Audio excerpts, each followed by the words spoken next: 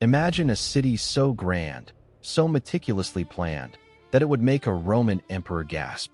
A metropolis that, at its peak, housed over 100,000 souls, a bustling center of commerce, religion, and power. Now imagine that we have no idea who ruled it.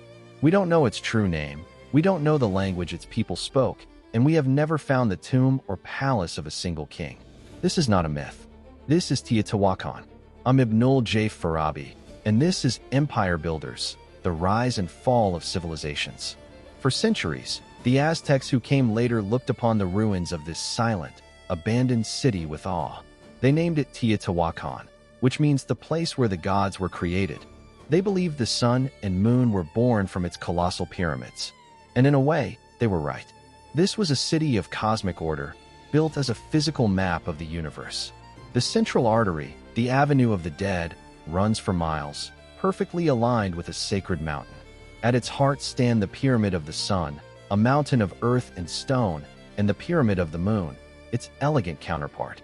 This wasn't urban planning, it was theology in stone. But who were these master builders? That's the central mystery. Unlike the Maya with their named kings and detailed stele, Teotihuacan's rulers are utterly anonymous. There are no grand statues celebrating individual rulers, no inscriptions boasting of conquests.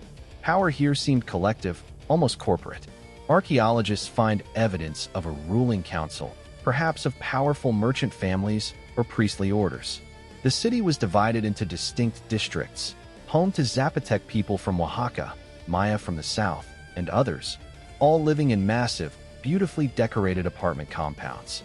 This was the ancient world's New York City, a melting pot of cultures drawn by trade and industry. They traded obsidian, the volcanic glass sharper than surgical steel, across Mesoamerica. The genius of Teotihuacan was in its terrifying harmony.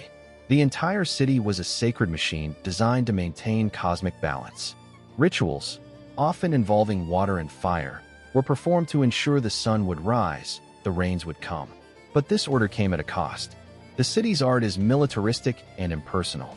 Murals show processions of identical warriors, jaguars, and storm gods. There's a chilling lack of individual expression. It speaks of a society where the collective, the ritual, the state, superseded everything else. The individual was absorbed into the grand design, just another brick in the celestial metropolis.